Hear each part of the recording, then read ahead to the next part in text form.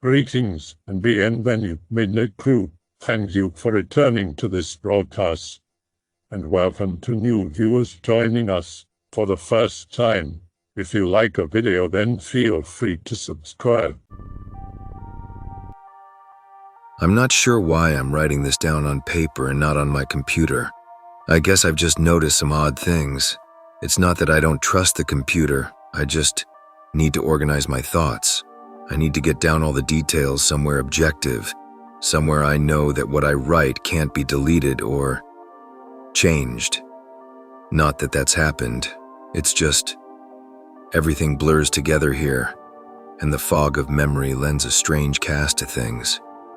I'm starting to feel cramped in this small apartment. Maybe that's the problem. I just had to go and choose the cheapest apartment, the only one in the basement. The lack of windows down here makes day and night seem to slip by seamlessly. I haven't been out in a few days because I've been working on this programming project so intensively. I suppose I just wanted to get it done. Hours of sitting and staring at a monitor can make anyone feel strange, I know, but I don't think that's it. I'm not sure when I first started to feel like something was odd. I can't even define what it is. Maybe I just haven't talked to anyone in a while. That's the first thing that crept up on me. Everyone I normally talk to online while I program has been idle, or they've simply not logged on at all. My instant messages go unanswered. The last email I got from anybody was a friend saying he'd talk to me when he got back from the store, and that was yesterday. I'd call with my cell phone, but reception's terrible down here. Yeah, that's it.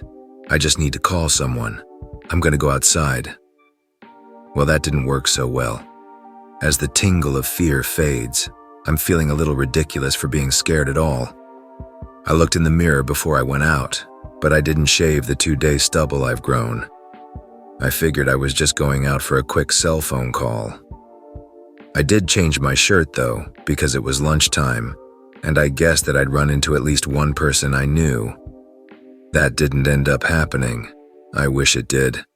When I went out, I opened the door to my small apartment slowly. A small feeling of apprehension had somehow already lodged itself in me for some indefinable reason. I chalked it up to having not spoken to anyone but myself for a day or two. I peered down the dingy gray hallway, made dingier by the fact that it was a basement hallway. On one end, a large metal door led to the building's furnace room. It was locked, of course. 2 dreary soda machines stood by it. I bought a soda from one the first day I moved in, but it had a 2-year-old expiration date. I'm fairly sure nobody knows those machines are even down here, or my cheap landlady just doesn't care to get them restocked. I closed my door softly and walked the other direction, taking care not to make a sound. I have no idea why I chose to do that, but it was fun giving in to the strange impulse not to break the droning hum of the soda machines, at least for the moment. I got to the stairwell and took the stairs up to the building's front door. I looked through the heavy door's small square window and received quite the shock. It was definitely not lunchtime. City gloom hung over the dark street outside, and the traffic lights at the intersection in the distance blinked yellow. Dim clouds, purple and black from the glow of the city, hung overhead. Nothing moved, save the few sidewalk trees that shifted in the wind. I remember shivering, though I wasn't cold. Maybe it was the wind outside. I could vaguely hear it through the heavy metal door, and I knew it was that unique kind of late-night wind, the kind that was constant, cold and quiet, save for the rhythmic music it made as it passed through countless unseen tree leaves. I decided not to go outside. Instead, I lifted my cell phone to the door's little window and checked the signal meter. The bars filled up the meter, and I smiled. Time to hear someone else's voice, I remember thinking, relieved. It was such a strange thing to be afraid of nothing. I shook my head, laughing at myself silently. I hit speed dial for my best friend Amy's number and held the phone up to my ear. It rang once, but then it stopped. Nothing happened. I listened to silence for a good 20 seconds, then hung up. I frowned and looked at the signal meter again, still full. I went to dial her number again, but then my phone rang in my hand, startling me. I put it up to my ear. "Hello?" I asked, immediately fighting down a small shock at hearing the first spoken voice in days, even if it was my own. I had gotten used to the droning hum of the building's inner workings, my computer, and the soda machines in the hallway. There was no response to my greeting at first, but then, finally, a voice came.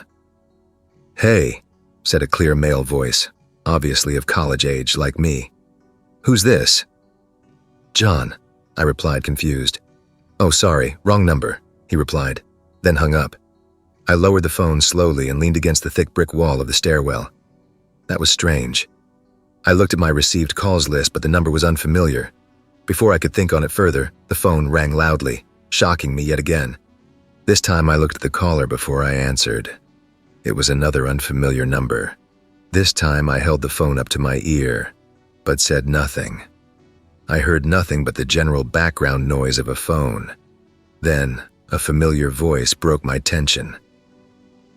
"John," was the single word in Amy's voice. I breathed a sigh of relief. "Hey, it's you," I replied. "Who else would it be?" she responded. "Oh, the number. I'm at a party on 7th Street and my phone died just as you called me. This is someone else's phone, obviously." "Oh, okay," I said. "Where are you?" she asked. My eyes glanced over the drab, whitewashed cylinder block walls and the heavy metal door with its small window. "At my building," I sighed, just feeling cooped up. I didn't realize it was so late. "You should come here," she said, laughing. "Nah, I don't feel like looking for some strange place by myself in the middle of the night," I said, looking out the window at the silent, windy street that secretly scared me just a tiny bit. "I think I'm just going to keep working or go to bed." "Nonsense," she replied. "I can come get you. Your building is close to 7th Street, right?" "How drunk are you?" I asked lightheartedly. "You know where I live." "Oh, of course," she said abruptly. "I guess I can't get there by walking, huh?" "You could if you wanted to waste half an hour," I told her. "Right," she said. "Okay, have to go. Good luck with your work." I lowered the phone once more, looking at the numbers flash as the call ended. Then, the droning silence suddenly reasserted itself in my ears. The two strange calls and the eerie street outside just drove home my aloneness in this empty stairwell. Perhaps from having seen too many scary movies, I had the sudden inexplicable idea that something could look in the door's window and see me. Some sort of horrible entity that hovered at the edge of aloneness, just waiting to creep up on unsuspecting people that strayed too far from other human beings. I knew the fear was irrational, but nobody else was around, so I jumped down the stairs, ran down the hallway into my room, and closed the door as swiftly as I could while still staying silent. Like I said, I feel a little ridiculous for being scared of nothing, and the fear has already faded. Writing this down helps a lot. It makes me realize that nothing is wrong. It filters out half-formed thoughts and fears and leaves only cold, hard facts. It's late. I got a call from a wrong number, and Amy's phone died, so she called me back from another number. Nothing strange is happening. Still, there was something a little off about that conversation. I know it could have just been the alcohol she'd had. Or was it even her that seemed off to me? Or was it... Yes, that was it. I didn't realize it until this moment, writing these things down. I knew writing things down would help. She said she was at a party, but I only heard silence in the background. Of course, that doesn't mean anything in particular, as she could have just gone outside to make the call. No, that couldn't be it either. I didn't hear the wind. I need to see if the wind is still blowing. The next day. I forgot to finish writing last night. I'm not sure what I expected to see when I ran up the stairwell and looked out the heavy metal door's window. I'm feeling ridiculous. Last night's fear seems hazy and unreasonable to me now. I can't wait to go out into the sunlight. I'm going to check my email, shave, shower, and finally get out of here. Wait, I think I heard something. It was thunder. That whole sunlight and fresh air thing didn't happen. I went out into the stairwell and up the stairs only to find disappointment. The heavy metal door's little window showed only flowing water as torrential rain slammed against it. Only a very dim, gloomy light filtered in through the rain, but at least I knew it was daytime, even if it was a gray, sickly, wet day. I tried looking out the window and waiting for lightning to illuminate the gloom, but the rain was too heavy and I couldn't make out anything more than vague, weird shapes moving at odd angles in the waves washing down the window. Disappointed, I turned around, but I didn't want to go back to my room.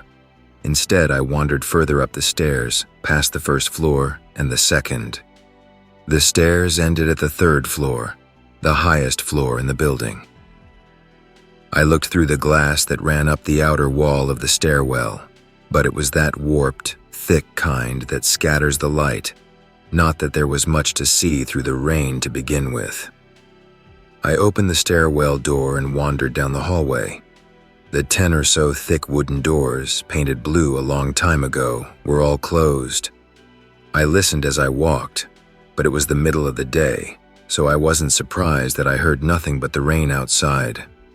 As I stood there in the dim hallway listening to the rain, I had the strange, fleeting impression that the doors were standing like silent granite monoliths erected by some ancient forgotten civilization for some unfathomable guardian purpose.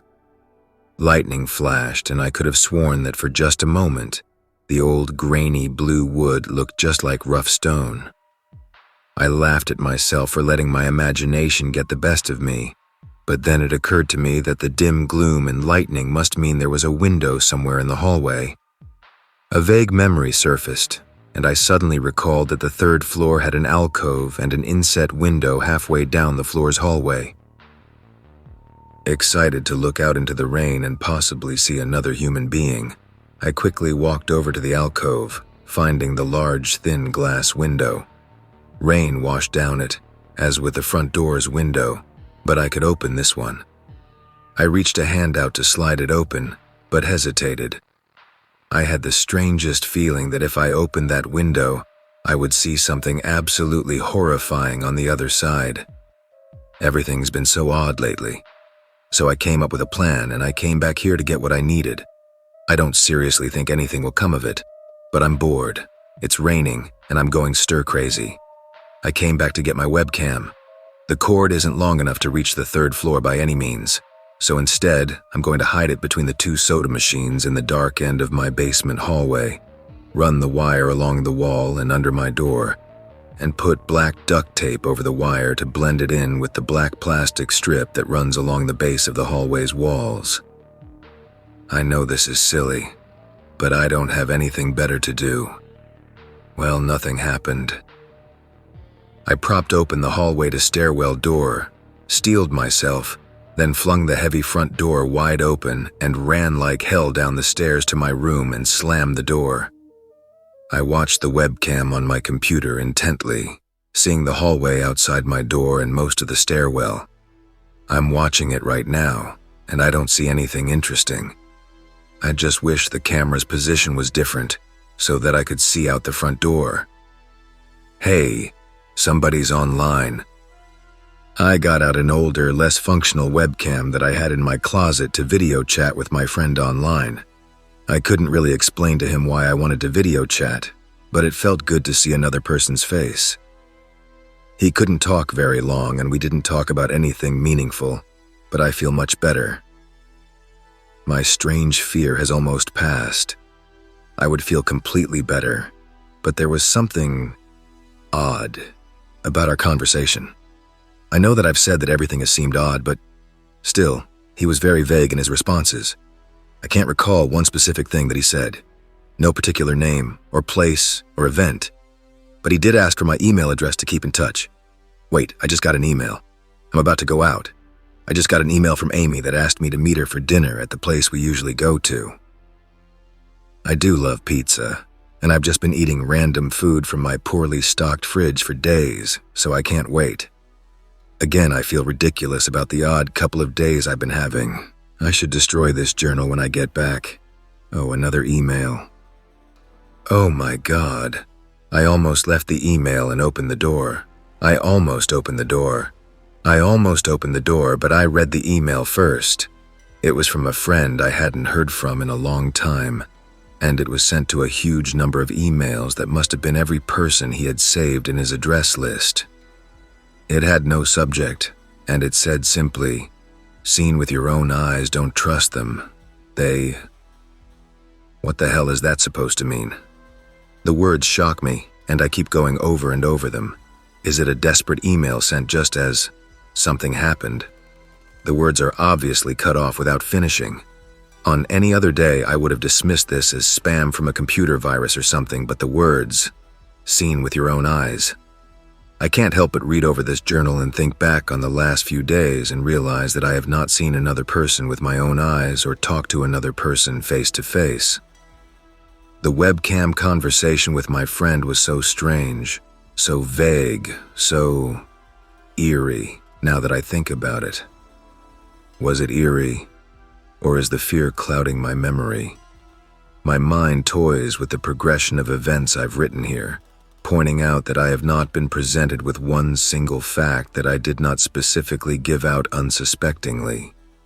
The random wrong number that got my name and the subsequent strange return call from Amy, the friend that asked for my email address.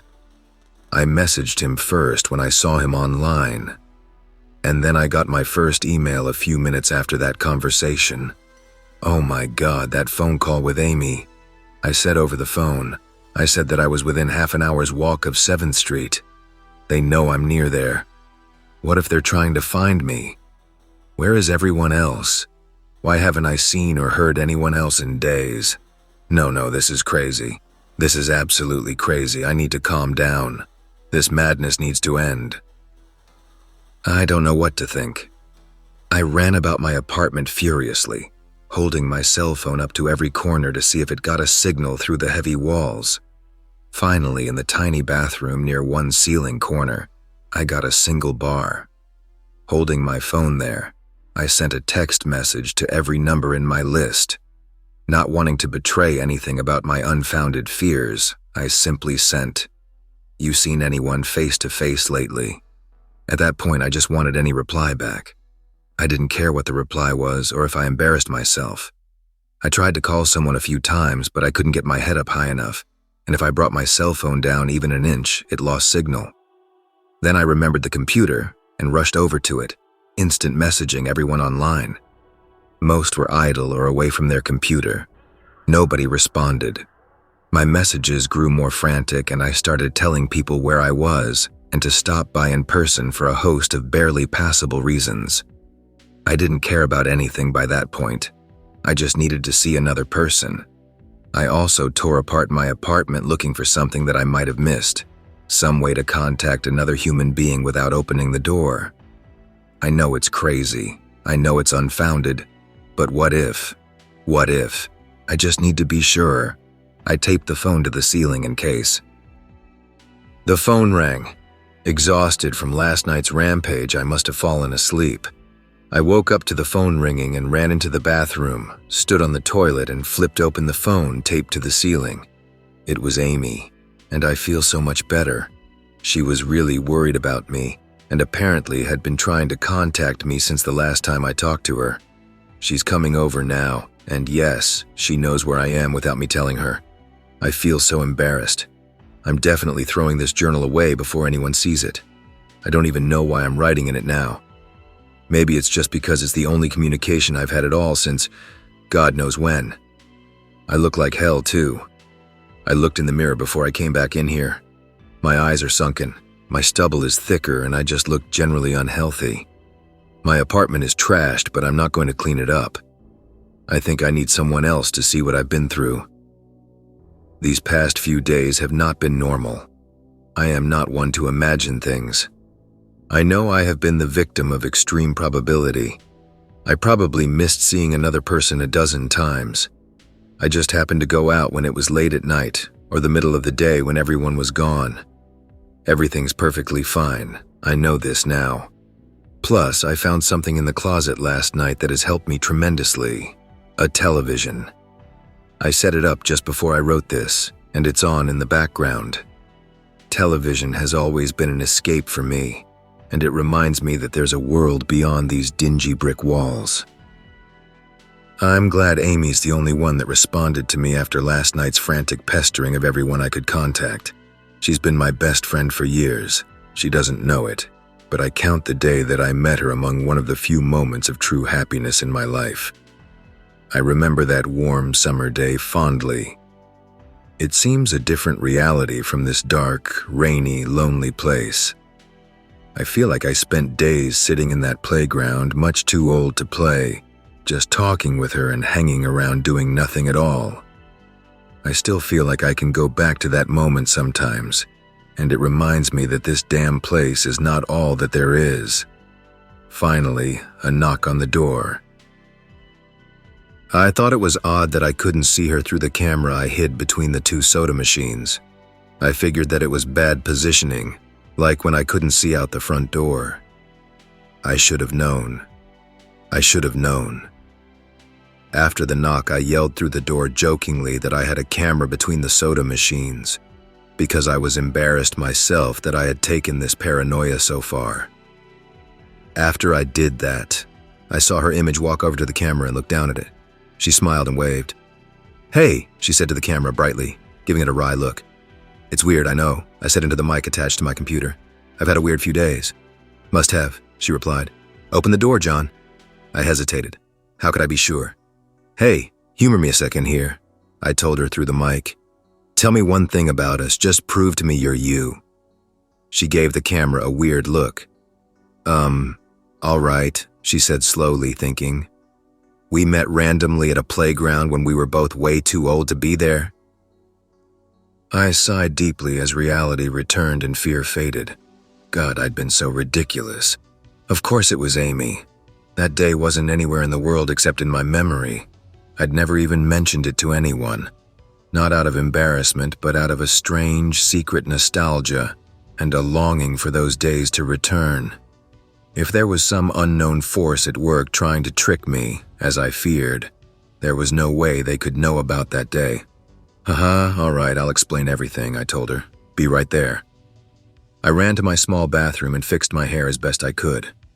I looked like hell, but she would understand. Snickering at my own unbelievable behavior and the mess I'd made of the place, I walked to the door. I put my hand on the doorknob and gave the mess one last look. So ridiculous, I thought. My eyes traced over the half-eaten food lying on the ground, the overflowing trash bin, and the bed I'd tipped to the side looking for God knows what. I almost turned to the door and opened it, but my eyes fell on one last thing. The old webcam, the one I used for that eerily vacant chat with my friend. Its silent black sphere lay haphazardly tossed to the side, its lens pointed at the table where this journal lay. An overwhelming terror took me as I realized that if something could see through that camera, it would have seen what I just wrote about that day. I asked her for any one thing about us, and she chose the only thing in the world that I thought they or it did not know. But it did. It did know. It could have been watching me the whole time. I didn't open the door. I screamed. I screamed in uncontrollable terror. I stomped on the old webcam on the floor.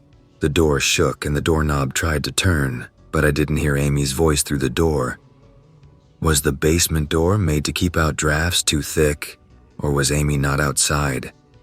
What could have been trying to get in, if not her? What the hell is out there? I saw her on my computer through the camera outside. I heard her on the speakers through the camera outside, but was it real? How can I know? She's gone now. I screamed and shouted for help. I piled up everything in my apartment against the front door. The next day, at least I think that it's Friday, I broke everything electronic. I smashed my computer to pieces. Every single thing on there could have been accessed by network access or worse, altered. I'm a programmer, I know. Every little piece of information I gave out since this started, my name, my email, my location, none of it came back from outside until I gave it out. I've been going over and over what I wrote. I've been pacing back and forth, alternating between stark terror and overpowering disbelief. Sometimes I'm absolutely certain some phantom entity is dead set on the simple goal of getting me to go outside. Back to the beginning. With the phone call from Amy, she was effectively asking me to open the door and go outside. I keep running through it in my head. One point of view says I've acted like a madman, and all of this is the extreme convergence of probability, never going outside at the right times by pure luck, never seeing another person by pure chance, getting a random nonsense email from some computer virus at just the right time. The other point of view says that extreme convergence of probability is the reason that whatever's out there hasn't gotten me already. I keep thinking, I never opened the window on the 3rd floor. I never opened the front door until that incredibly stupid stunt with the hidden camera, after which I ran straight to my room and slammed the door. I haven't opened my own solid door since I flung open the front door of the building. Whatever's out there, if anything's out there, never made an appearance in the building before I opened the front door. Maybe the reason it wasn't in the building already was that it was elsewhere getting everyone else. And then it waited until I betrayed my existence by trying to call Amy. A call which didn't work until it called me and asked me my name. Terror literally overwhelms me every time I try to fit the pieces of this nightmare together. That email short, cut off. Was it from someone trying to get word out? Some friendly voice desperately trying to warn me before it came. Seen with my own eyes, don't trust them. Exactly what I've been so suspicious of. It could have masterful control of all things electronic, practicing its insidious deception to trick me into coming outside. Why can't it get in? It knocked on the door. It must have some solid presence. The door.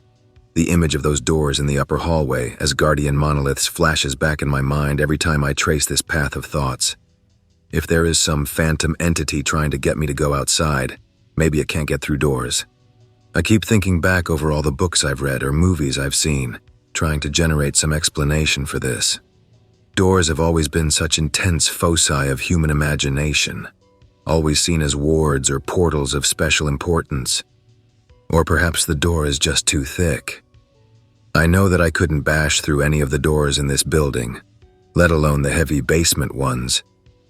Aside from that, the real question is, why does it even want me? If it just wanted to kill me, it could do it any number of ways, including just waiting until I starve to death. What if it doesn't want to kill me? What if it has some far more horrific fate in store for me? God, what can I do to escape this nightmare? A knock on the door.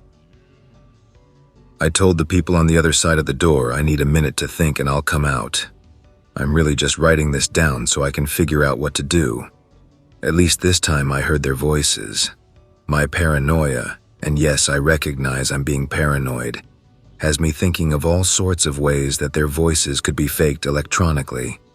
There could be nothing but speakers outside, simulating human voices. Did it really take them 3 days to come talk to me? Amy is supposedly out there, along with 2 policemen and a psychiatrist. Maybe it took them 3 days to think of what to say to me. The psychiatrist's claim could be pretty convincing if I decided to think this has all been a crazy misunderstanding and not some entity trying to trick me into opening the door. The psychiatrist had an older voice, authoritarian but still caring. I liked it. I'm desperate just to see someone with my own eyes. He said I have something called internet-induced psychosis, and I'm just one of a nationwide epidemic of thousands of people having breakdowns triggered by something they saw online or suggestive emails that got through somehow.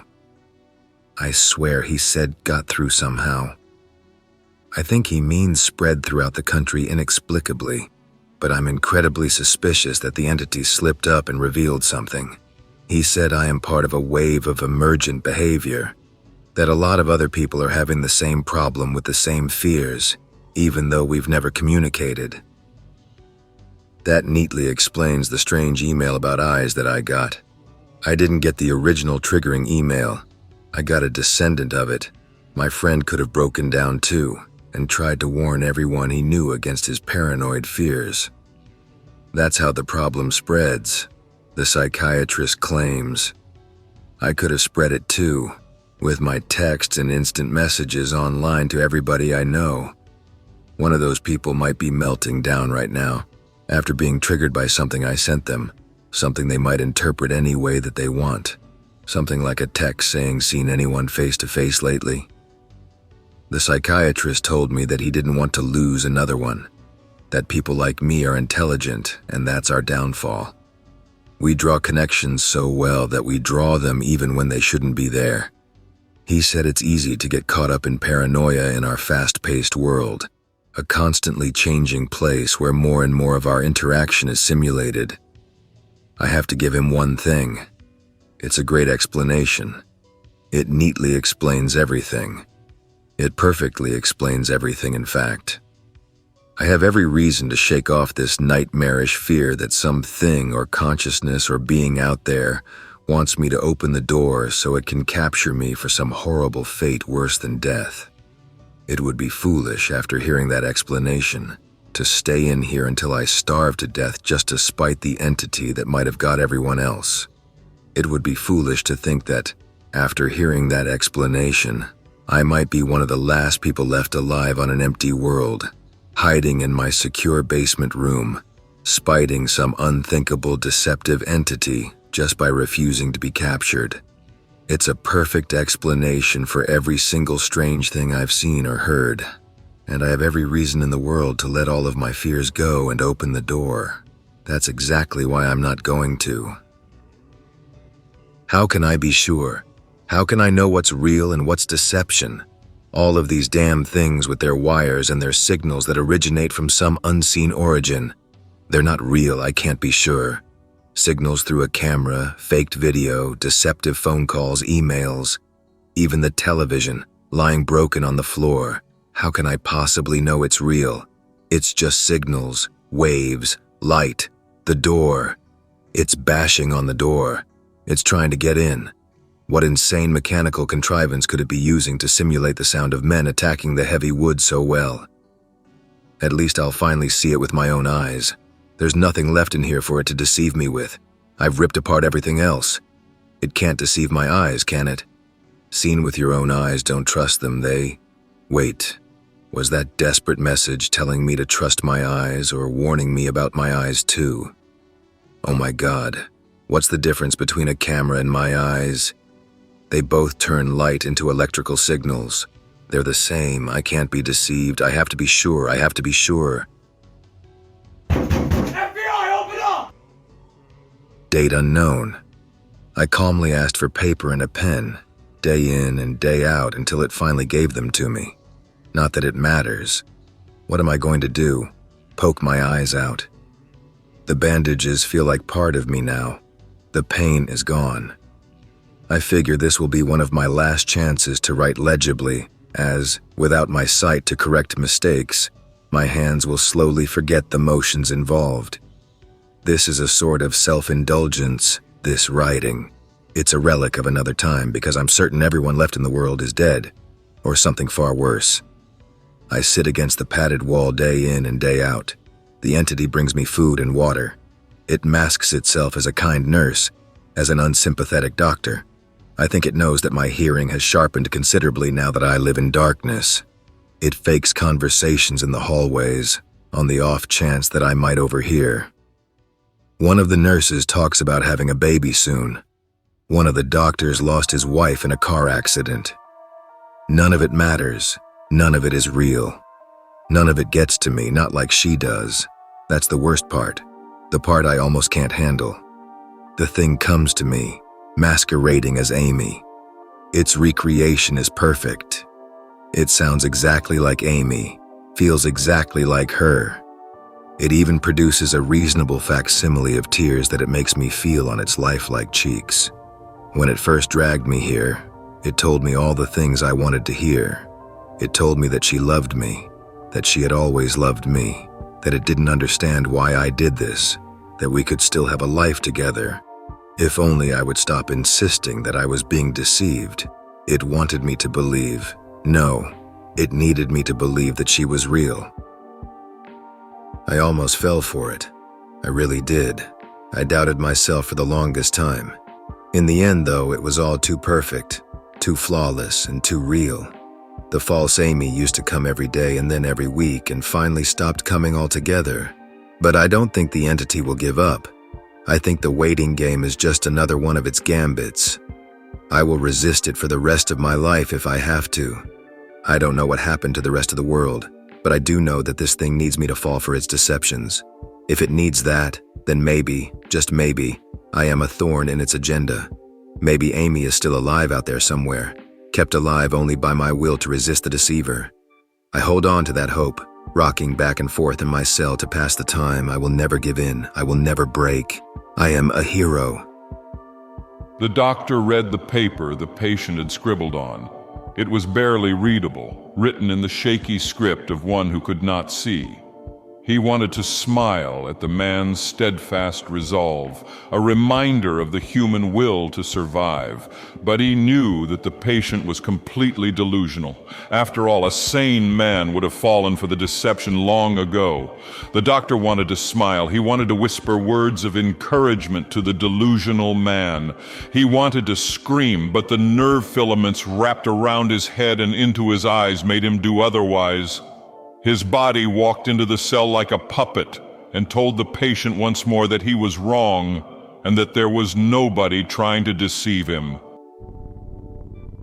I hope that you enjoyed tonight's broadcast. If you enjoyed tonight's story, then please subscribe to the channel as more Greentext will appear daily.